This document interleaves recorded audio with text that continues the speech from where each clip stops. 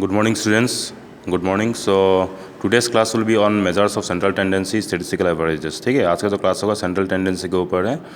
Okay, so before we start central tendency, तो हम लोग पहले समझ लेते हैं सेंट्रल टेंडेंसी है क्या. ओके, तो मेजर ऑफ सेंट्रल टेंडेंसी और averages are also known as measures of location as they enable us to locate the position of the distribution. Okay, तो इसमें बहुत सारे डेफिनेशन है. जैसे बोल सकते हो average is an attempt to find one single figure to describe whole of figures. तो मतलब इसका मतलब क्या है, आपके पास सपोज बहुत सारा ऑब्जर्वेशंस है, तो उसका एवरेज जब हम लोग लेंगे तो एक सिंगल फिगर मिलेगा, अब एक सिंगल वैल्यू मिलेगा जो कि पूरा एंटायर क्लास को बस एंटायर सेट ऑफ ऑब्जर्वेशंस को रिप्रेजेंट करता है. That is the simple meaning of average. Okay, so before we go through some of the basic points से थ्योरी पोर्शंस. तो ऑब्जेक्टिव ऑफ एवरेज, तो एवरेज का ज़रूरत क्या है. Okay, to get a single value to represent the entire group of values. तो मैंने अभी थोड़ा देर पहले बोला है, तो एक सिंगल वैल्यू हम लोग को मिलता है जो कि पूरा रिप्रेजेंट करता है किसको, एंटायर ग्रुप ऑफ वैल्यूज़ को रिप्रेजेंट करता है. ओके, नेक्स्ट हो गया हम लोग का ऑब्जेक्टिव ऑफ एवरेज हो गया टू फैसिलिटेट कंपैरिजन. ये कंपैरिजन करने में हम लोग को हेल्प करता है. ओके, सो नेक्स्ट हो गया characteristics by requisites of a good average. एक अच्छा एवरेज होने के लिए क्या क्या कैरेक्टरिस्टिक्स होने का ज़रूरत है. पहला बात हो गया it should be rigidly defined. ये रिजिडली डिफाइंड होना चाहिए. That means what, the definition must be clear so that its interpretation does not differ from person to person. तो क्या होना चाहिए, जैसे इसका डेफिनेशन होना चाहिए, जो फॉर्मूला होना चाहिए वो क्लियर होना चाहिए. ठीक है, उसमें कोई एम्बिग्यूटी नहीं होना चाहिए. ठीक है, ताकि मतलब पर्सन टू पर्सन में प्लेस टू प्लेस वो डिफर ना करे, वो चेंज ना हो. नेक्स्ट हो जाए क्या है, it should be easy to understand and calculate. Easy to understand and calculate होना पड़ेगा. It should be based on all the observations. तो ऑल द ऑब्जर्वेशंस के ऊपर बेस होना चाहिए एवरेज. ऐसा नहीं है आपका सिर्फ फ्यू ऑफ द ऑब्जर्वेशंस के ऊपर डिपेंड करके तुम्हारा हम लोग एवरेज का वैल्यू निकाल रहे हैं. ऑलराइट, सब ऑब्जर्वेशंस के ऊपर बेस होना चाहिए. चौथा पॉइंट हो गया it should be capable of further algebraic treatment. तो फर्दर हम लोग एल्जेब्रिक फॉर्मूलाज का यूज़ कर सकें. नेक्स्ट हो गया it should have sampling stability. Sampling का मतलब क्या है, आप पॉपुलेशन से जब आप कुछ को सिलेक्ट करता है that is known as a sampling. तो सैम्पलिंग स्टेबिलिटी में क्या होना चाहिए, अच्छा होना चाहिए, स्टेबल होना चाहिए. ठीक है, it should not be unduly affected by extreme observations. Extreme observations क्या है, देयर इज वन और टू वेरी लार्ज और very small values must not affect average by unduly increasing और डिक्रीजिंग इज वैल्यूज. तो मतलब क्या होना चाहिए आपका, मतलब एक्सट्रीम ऑब्जर्वेशन मतलब क्या है, क्या सपोज पकड़ लो आपको एक टेस्ट ले रहे हो, टेस्ट में पकड़ लो सबको आउट ऑफ से 100 में किसी को 45 मिला, 47 मिला, 48, 49, 50 ऐसा स्कोर हुआ, और किसी को अचानक से 100 स्कोर हो गया, तो वो हो गया एक्सट्रीम ऑब्जर्वेशन. या तो एक्सट्रीम हाई या एक्सट्रीम लो हो रहा है. ठीक है, okay. Now different measures of central tendency और एवरेजेस. तो हम लोग को बेसिकली ये पढ़ना है. तो इसमें से हम लोग का क्या हो गया, अरिथमेटिक मीन आपको ऑलरेडी मिल चुका है, राइट. तो these are the stuff you have come across in your first year economics. So let me I will again revise it. Okay, so today's focus will be on arithmetic mean. तो arithmetic mean क्या है, what is arithmetic mean? So we have got arithmetic mean, geometric mean, harmonic, median, mode. So what is arithmetic mean?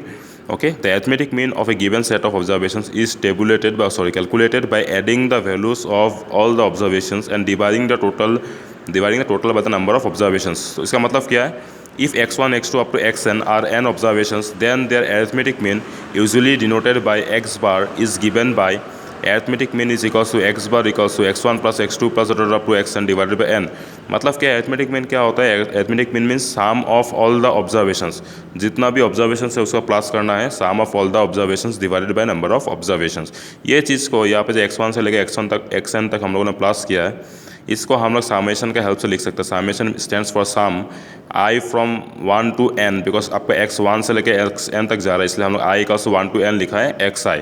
Alright, where this is the sum of all the n observations. All right, okay, for example suppose find the arithmetic mean of 15, 20, 10, 35 and 32. So इसमें arithmetic mean पूछा गया. So what is according to the formula what we need to do is that we need to add all the observations of 15 plus 20 plus 10 plus 35 plus 32. तो पाँचों observation को हम लोगों ने plus कर लिया. यहाँ पे नंबर ऑफ ऑब्जर्वेशन कितना है 5, तो डिवाइड बाय 5 हो गया. ओके, तो ये था simple individual series. Individual series का मतलब क्या है, जहाँ पे ओनली एक्स है. लेकिन आपके अभी अगर x in A case of frequency distribution, अगर एक्स के साथ एफ आ जाता है, फ्रीक्वेंसी का मतलब आपको क्या है मालूम है, frequency means number of repetitions. Frequency means number of repetitions. पकड़ लो ये एक्स हो गया, एफ हो गया. पकड़ लो एक्स1 ऑब्जर्वेशन कितना सारा है, f1 है. x2 ऑब्जर्वेशन कितना सारा है, f2 है.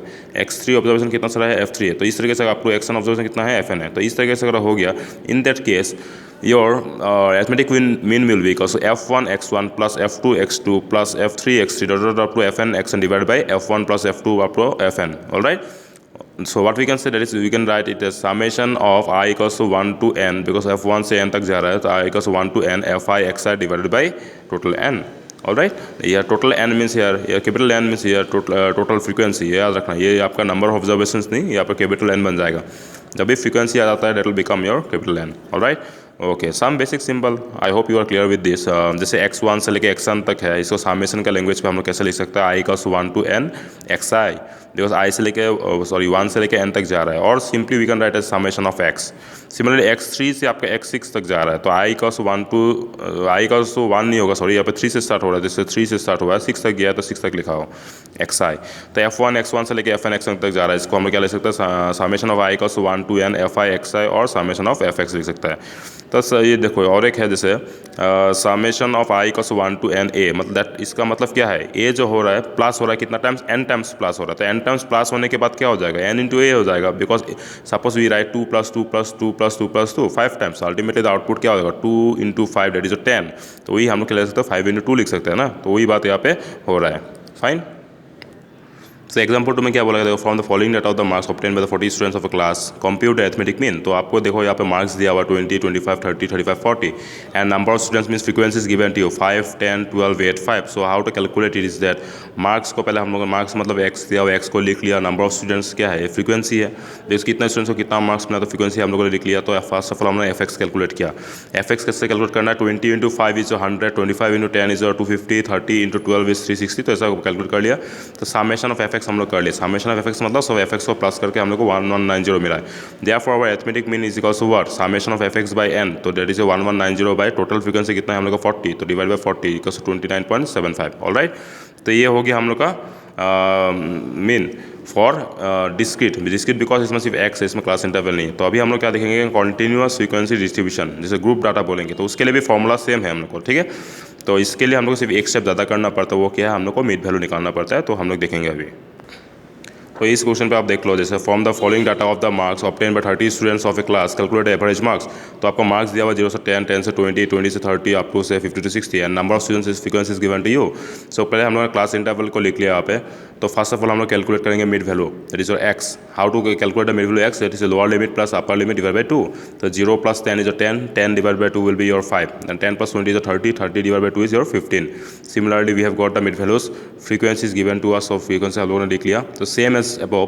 तो उससे पहले जैसे हम लोगों ने क्या था, जैसे एफ इंटू एक्स हम लोग कैलकुलेट कर रहे हैं एफ एक्स, तो 2 × 5 will be your 10, 6 × 15 is your 90, 9 × 25 is 225. Similarly हमने एफ एक्स कैलकुलेट कर लिया, फिर समेशन ऑफ एफ एक्स कर दिया, सब एफ एक्स को हम लोगों ने प्लस कर लिया. So our final answer will be summation of F X by capital N, that is the total frequency is 30. सो 860 डिवाइड बाय 30 दैट इज 28.67. तो in this way we can calculate arithmetic mean, right? So you have come across this, so that was just a revision. Okay.